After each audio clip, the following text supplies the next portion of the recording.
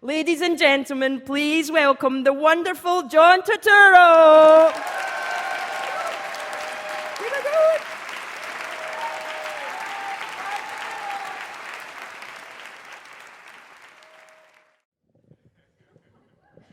Okay. See, like that? Okay. My story begins, I am driving my silver station Volvo from Brooklyn to my mother's house in Rosedale, Queens, on a hot mid-afternoon August day in 2003. My mother is a widow. My father has passed away from lung cancer 15 years before in 1988. And she has not resumed dating. She has sworn off men in no uncertain terms. She has told me that I am never, ever going to wash another pair of men's underwear again. I am finished with the species. I'm done. She's somewhere around 80 years old, but I don't know for sure because she's never told me how old she is. Matter of fact, on my birth certificate, you can see that she has altered her age. I'm very close with my mother. We have a very tight relationship. We've always had this bond, this complicity, this silent love between us. I check in with her almost every evening to make sure she's okay and to alleviate her loneliness. And the only time when I haven't called was one afternoon when I was editing a film, and it was around 12:30, 1 o'clock, and I felt this strange feeling in my body as if somebody was tapping me saying, you know, maybe you should check in on your mother. And I just kind of stood up and I told my editor, I have to call my mother. I called her up and she was having a heart attack. And she said, I'm fine, don't worry, and she hung up. I called her back, and I was able to get the ambulance and myself there in the nick of time. As long as I can remember, I've always kind of been my mother's protector against my father, my brother, and the rest of the world, and she also mine.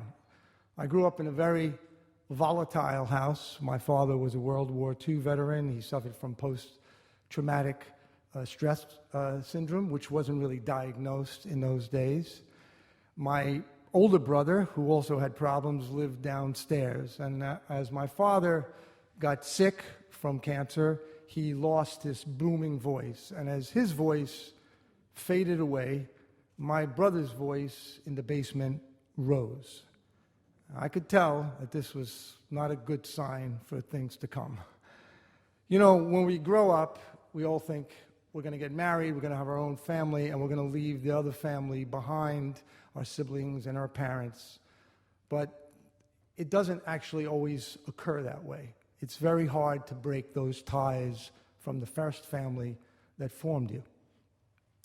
Anyway, we get in the car, my mother, that day, and we're going to visit my brother, Ralph, who no longer lives with my mother. He now resides at the Creedmoor Mental Health State Hospital. And he's lived there for the last 7 years. It's the psychiatric state hospital. That's the one that's located in Queens off Union Turnpike. Now, he's not too happy about living there, but that's where he's been there for the last 7 years. He's been diagnosed as paranoid schizophrenic, bipolar, obsessive-compulsive, borderline personality. Any diagnosis that's out there, he's got it, okay?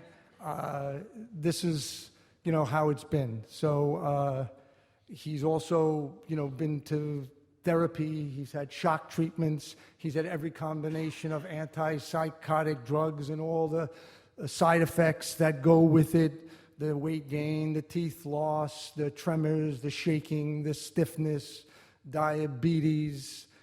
And this is the situation that he's in. When he's stable, we're actually allowed to take him out on a pass. And he loves to go out on passes because we take him shopping and he gets something to eat because he doesn't like the food there. And he also loves to go to the hair salon.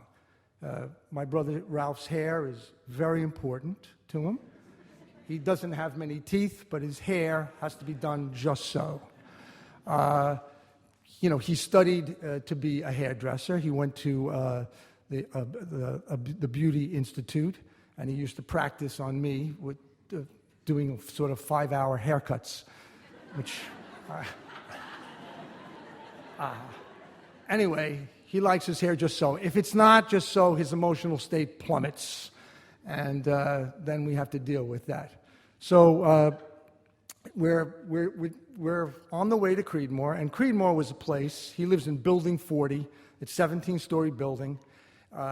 He's in the lock facility on the 11th floor. And Creedmoor, when we were kids, we used to pass on the parkway with my father driving, and it was a place where the boogeyman lived. It was a place where all the crazy people lived, and used to say, you don't want to wind up in Creedmoor. And that was what we said to each other, and now it's my brother's home. And this is actually the first time I've ever spoken about it in public. So we get there. You have to go through 2 sets of doors, which then you're locked into. And I walk to the elevator. I press the button because he's on the 11th floor, look at the bank of lights. And as we're waiting for the elevator to descend in the lobby with the security personnel, the lights go out.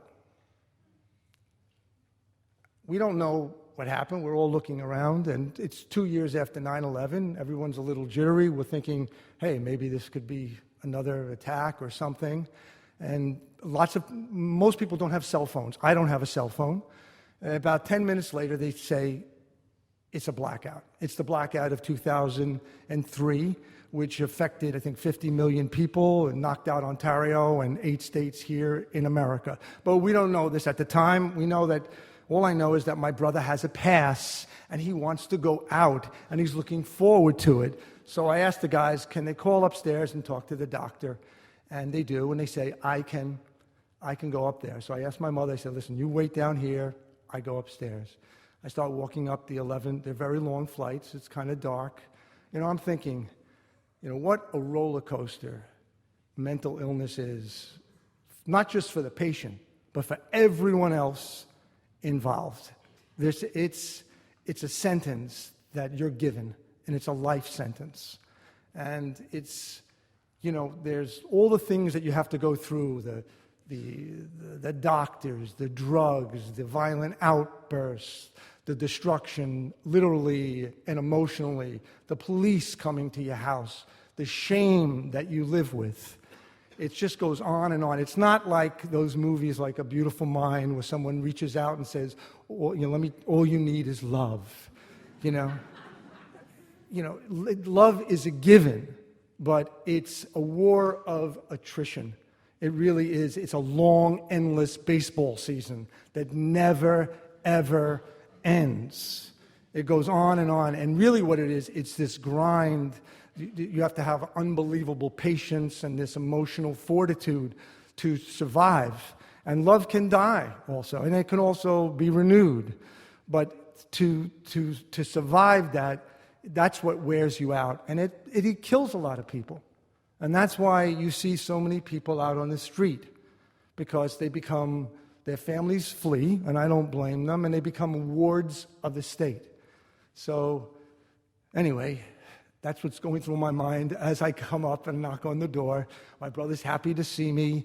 I talk to the doctor, and then his friend, this young, thin black man, Isaiah, who draws his life every day. He storyboards his entire existence, comes over and shows me his latest masterpiece. And I said, it's very nice, Isaiah, as I'm trying to deal with my brother and the doctor. And he whispers in my ear, can I come too with you? And I said, Isaiah, listen, I'd love to take you, but it's a blackout, and I'm going to take Ralph, okay? So the doctor says, okay. So we go down the stairs. We have to go down slow because my brother can't see so well because he had an altercation with a very huge patient who was an ex-prisoner from Rikers Island, and the guy savagely beat him, and now he's blind in one eye. So I have to take him down. So I come down with my brother and my mom, who's getting older. We come outside, and of course, we've brought him cigarettes. Now, I'm worried about the time because it was 4:10 when the blackout happened. By now, it's around 5 o'clock. But my brother is in no hurry. I'm worried about the light. Anyway, so I give him a cigarette. He can't have one cigarette. He has to have one after another and another. And he smokes them down to the very tiny bit end. And when you give him the pack, you have to open it just so. Everything according to his specifications. Otherwise, he will take the cigarettes out and break them. And that's kind of how symbolic of my relationship with him. Much of the time, I buy him cigarettes, he breaks them. I buy him a CD player, he rips off the cover. I renovate my mother's house, he burns it down. We get in the car. He has to sit in the back seat over here so I can see him in the mirror because it's precarious. My mother sits here. She's never driven, so she doesn't know that much about driving, but I want to keep my eye on him. So I'm driving. There are no stoplights. I have to make sure I keep my eye on my brother, who sometimes can punch the window out of frustration. And I have to figure out, where am I going? It's a blackout. What are we going to do? I know he's hungry. So my mother says, why don't you make a left turn? And I'm in the far right lane. I say, Mom, I can't go over 3 lanes like that. But she seems kind of oblivious. It's getting later. We see the diner that we normally go to. We pull in. There's no one in there, but it seems open.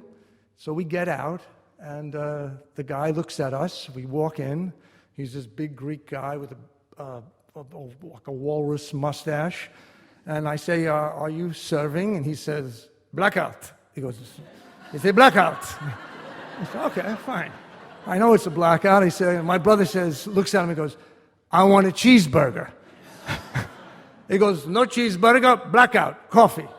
So my mother tries to, referee the situation. She says, well, the stove you must have a gas stove. He says, pilot light, electric, coffee, no cheeseburger, So my brother, of course, keeps asking for the cheeseburger. Then he says, what about French fries? And the guy goes, no. So my mother and my brother look at him incredulously, like, look at this guy, what a weakling. There's a blackout, and he folds like a cheap suit, So they're like looking at him. I'm trying to explain, Mom, it's a blackout, they're worried. Anyway, I'm looking at the clock, it's getting later, I get him in a car after another cigarette. We're driving. Everything is closed. It's like a ghost town because people worry when there's a blackout. They remember 1977. The stores are closed. The restaurants are closed. Even the hair salon is closed, which is very upsetting to Ralph. We just keep driving and driving. And I'm going, okay, it's going to get darker, and we don't know where we're going, Plus, I have my own family back in Brooklyn, my wife and 2 kids. So finally, I see a little pizzeria on the corner, and I pull over, and I say, wow. I jump out, it looks open. I run in there, and the guy has a wood-burning oven, and he says, yes, I'm open. He's an Italian guy, of course, so that's good. So I get them to come out. We sit outside, out on a table, and we order brick oven pizza and warm soda. And, they come. It takes a long time. And, I'm looking at my mother and thinking, wow, she's getting older, And I'm looking at my brother thinking, what's going to happen after she's gone? Who's going to take care of him? I'm the middle child and one of 3 boys, and I'm the responsible one, for good and for bad. And I think, well, I'm going to be alone with him one day, and it's going to just be me and him. And my brother looks at me, and he's very perceptive when he's calm. He can spot a person's weakness with startling accuracy and speed like that, And he looks at me and he says, you get a lot of material from me, don't you?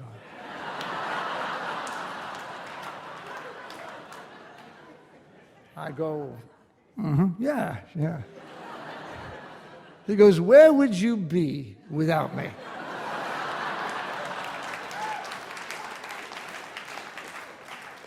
Anyway, we have the pizza. Of course, Ralph wants ice cream, but it's all melted by then.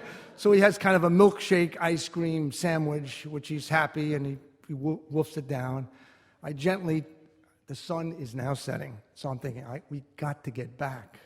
So I finally get them in a car, go through the same ritual.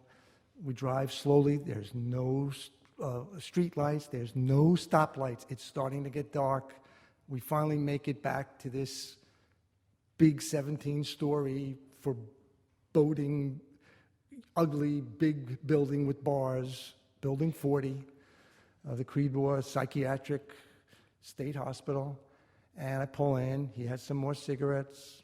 And then I come in. I leave my mother in the car, and then I kind of help him in. The place is not lit, and it's not air-conditioned anymore. And so, I really feel torn in all these directions. Is my mother, my brother, my family in Brooklyn. I go with my brother, help him up the 11 flights. And,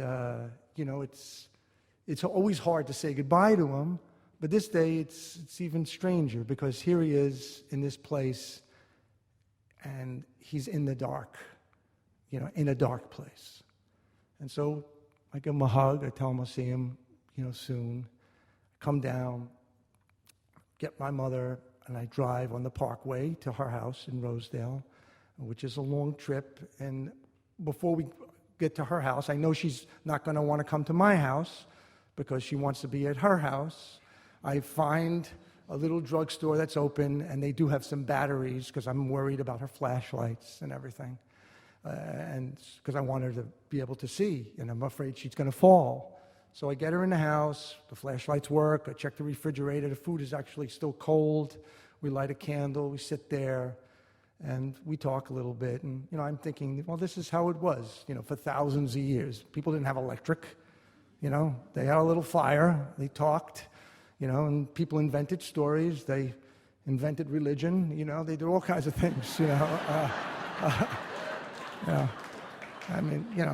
the three major religions, they're all from the desert, they came out of the desert. So anyway, make sure she's okay, and then she's at the door, I remember that, and with a little flashlight, and saying, be careful, drive carefully.